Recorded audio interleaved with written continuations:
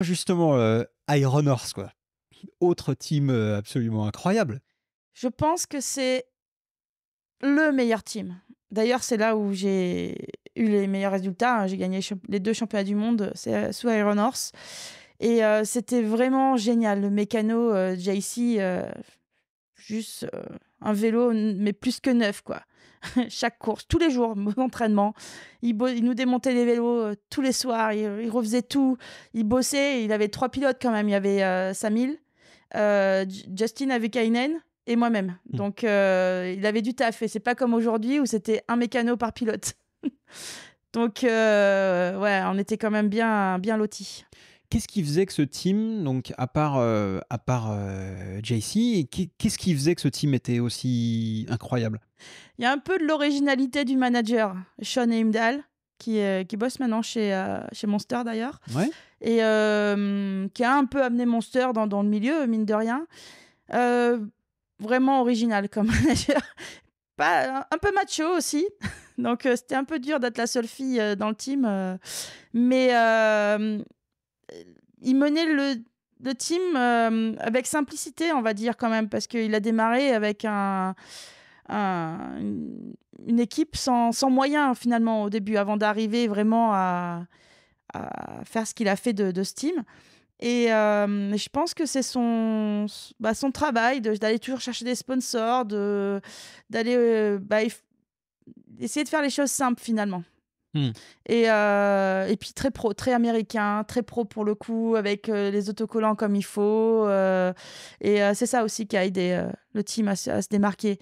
Et puis bon, il avait, quand même 5 000 dans le team quoi, donc c'est rien que ça, il a eu trois titres de champion du monde, avec lui en Elite Homme. Après il y a eu, Truck Brosnan qui est rentré dans le team, donc ouais, c'est Quand même. ouais, quand même, voilà.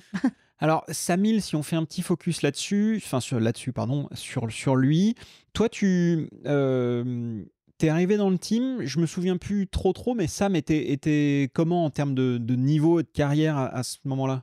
Oh, il était déjà à un très bon niveau. Mmh.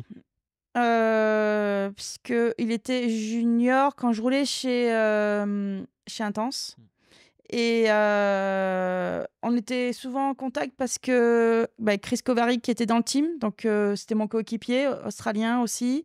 Donc les Australiens se retrouvaient tout le temps sur les courses, et c'était, avant d'être le team, Iron Horse, c'était le team Mad Cat qui avait pas de moyens avec Jared Graves, Bryn Atkinson et du coup, on les aidait beaucoup, on les dépannait et donc ouais, Sam était junior, il avait commencé, il se tirait la bourre avec Jay Atherton et il avait déjà, gagné chemin du monde junior et donc il est arrivé en élite et je crois que moi, quand je suis rentrée dans le team, c'était sa deuxième année élite. OK. Et alors qu'est-ce qui fait, qu'est-ce qui fait que Sam Hill est Sam Hill? Qu'est-ce qui fait sa sa singularité en tant que pilote? Il a énormément de confiance en lui. Il vient d'une famille, toute simple, qui pas spécialement dans le monde du vélo. Son père l'avait mis sur une moto, il faisait de la moto avec ses frères. Et puis, il avait découvert le VTT dans le bush australien, finalement. Et par contre, ouais, il a des qualités techniques exceptionnelles. Il a jamais quitté rien que les pédales plates. Même en enduro, il les a gardées. Il a quand même gagné, un général EWS avec des pédales plates. Ça m'a complètement scotché. Sa détermination aussi, l'entraînement et travail technique. Et très créatif, dans ses choix de trajectoire et heu et pour, ouais, il construisait, enfin, il se traçait lui-même des descentes derrière chez ses parents, chez des potes, avec toujours des sauts un peu plus gros. Enfin, voilà, il a toujours aimé le challenge aussi. Parce que il était, extrêmement agile Ouais. aussi, enfin Ah, très très ouais, fluide, agile, très léger, ouais, comme ouais. s'il roulait sur des œufs aussi Ouais, c'est ça, ouais. et Ouais, il a amené un nouveau pilotage, je trouve quand même dans le monde de la descente. mmh Il a participé à lever encore la barre, à augmenter encore ce niveau, de la descente. et puis à mettre des grands coups, comme à Champéry. Oui, ça, c'est exceptionnel, hein. Tu étais là? Oui, oui, moi j'ai pas fait la même, ça c'est sûr. Tu peux nous raconter comment tu as vécu ça justement? Oui, bah, on était, dans le même team encore à l'époque. S Ben, lui, il a vu la pluie tomber. Alors moi, je vois la pluie qui tombe au dernier moment alors qu'on a roulé sur le sec jusqu'à présent. Moi, dans mon cerveau, ça commence à se à démarrer, ça tourne et je me fais les pires films et il fallait vraiment que je prenne sur moi pour sortir. J'ai fait un podium, je crois que j'ai fait 2 ou 3 ce jour-là, et pour moi, c'était vraiment je suis allée chercher vraiment je suis sortie de ma zone de confort, on va dire. Lui, il voit la pluie: «Ah, ça va être cool». Voilà, lui tout de suite, il voyait l'avantage de cette pluie sur cette piste, et il s'est adapté son pilotage, tout de suite, là-dessus, quoi. Incroyable. Ouais, ouais, surtout qu'il partait à la fin et que ça se dégradait vraiment. Nous, les filles, on avait une météo encore correcte et pour les derniers garçons, c'était vraiment dégueulasse. C'était vraiment horrible Mmh. et d'ailleurs, les derniers, bah, ça glissait dans tous les sens et personne tenait sur le vélo, quoi et lui, bah, voilà. Comment on explique un tel pilotage dans des conditions aussi extrêmes sur une piste qui l'est également extrême, alors qu'il était pas forcément habitué à la boue lui? Ouais, mais c'est la glisse, finalement. Si on enlève l'aspect qu'on a de la boue sur le masque, que, bah, on est mouillé, c'est de la glisse et ça, les Australiens, c'est ce qu'ils ont ramené dans le monde du gravity, tout le temps, quand on arrivait sur un lieu, sur un site, ils prenaient leur vélo et puis ils s'amusaient. Il leur fallait pas grand-chose, hein, un petit bout de parking et on retrouvait des ornières énormes au bout d'une demi-heure. Ils faisaient des cutties. C'est des petits virages super courts en fait, hein, maintenant tout le monde, s'y est mis aussi, mais Mmh. ils arrivaient, ils faisaient ça, ils jouaient là entre eux, là, comme des gosses sur un parking et je pense que c'est ça qui a fait leur force et spécialement, pour Sam, l'agilité que tu as dit et puis toujours de jouer, savoir jouer avec un vélo tout le temps en fait et nous en Europe, c'était, une autre forme de VTT qu'on pratiquait finalement. Génial. T'as d'autres, je sais pas, d'autres anecdotes sur, des moments forts, à propos de Samil, justement des moments qui t'ont marqué? Bah, j'en ai 2, hein, quand on a gagné le chemin du monde à Rotorua en 2006, on enfin, tous les 2, on faisait partie des favoris, mais c'est dur, d'être favori aussi quand même, puis bon, c'était en Nouvelle-Zélande, c'est l'hiver là-bas, hein, donc moi, rien que niveau météo, c'était pas ma régalade.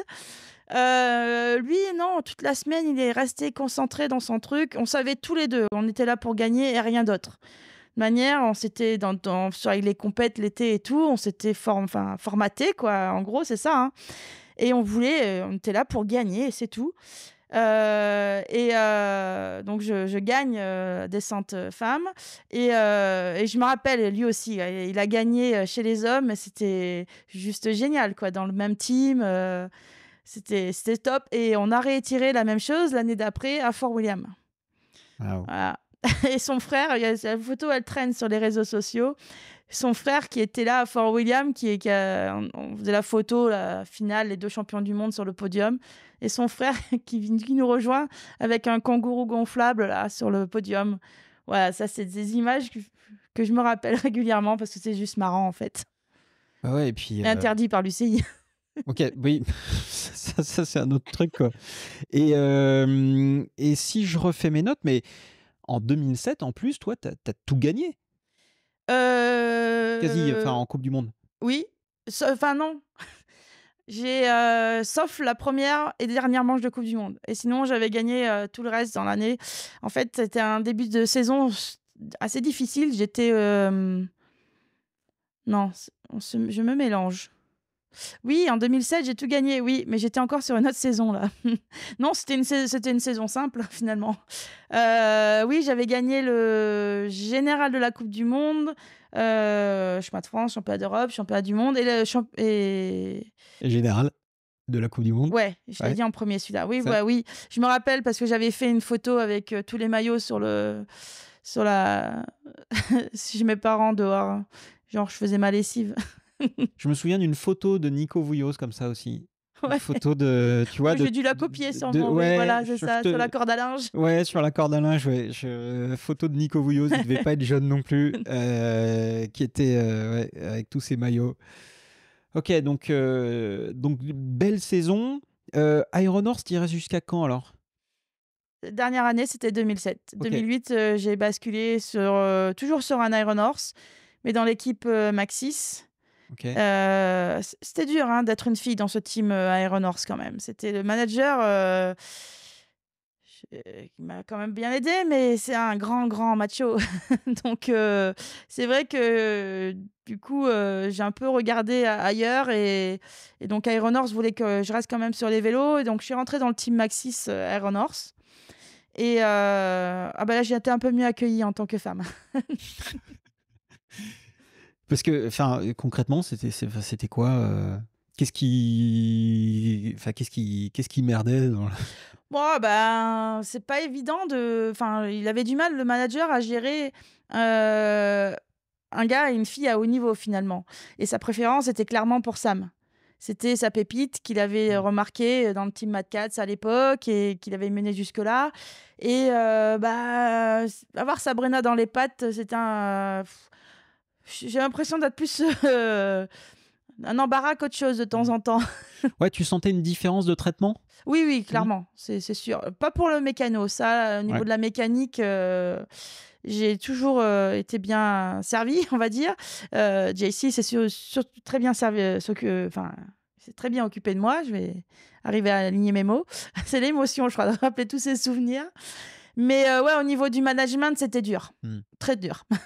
Et alors chez, donc Iron Horse Maxxis, comment ça se passe? Enfin, t'as des souvenirs pareils, des moments cool, dont tu te souviens? Ouais, les coéquipiers, surtout, Cameron Cole qui était, Ouais. bah, junior, je crois encore Mmh. à l'époque. Ouais. Luke Strobel aussi, c'était censé être le futur américain. Bon, ça a pas duré longtemps malheureusement, Qu'est-ce qui lui arrivait, mais lui? non, non, lui, il a toujours été là, mais il est jamais monté sur le podium comme le souhaitaient tous les Américains, Mmh. puisqu'ils cherchaient un autre, Sean Palmer, un autre Brian Lopes. Mais ouais, ils avaient mis, tous leurs efforts sur Luke Mmh. Strobel, qui était très bon pilote, pas de problème, mais i Mmh. il a déçu les Américains. Ouais. C'est dur, hein, aussi d'être américain. Je peux pas témoigner, mais c'est vrai que ouais, les Américains, il y a eu un gros moment après, après Sean Palmer quand même, Ouais, ouais. Ouais, alors, tu parles de tes coéquipiers, donc quand même un solide team à l'époque. ouais, Ouais, c'était quoi l'ambiance dans le team justement? cool, très Ouais? cool, très cool, mais ben, j'avais quand même passé pas mal de caps et ben, appris beaucoup de choses surtout et bah, moi, j'avais mes routines donc ça me dérangeait pas parce que par contre, un team trop cool comme ça, moi, il faut quand même certaines choses, il faut que c'est pas carré, carré, mais voilà et c'était pas du tout professionnel, les pilotes, on va dire, à ce Mmh. moment-là.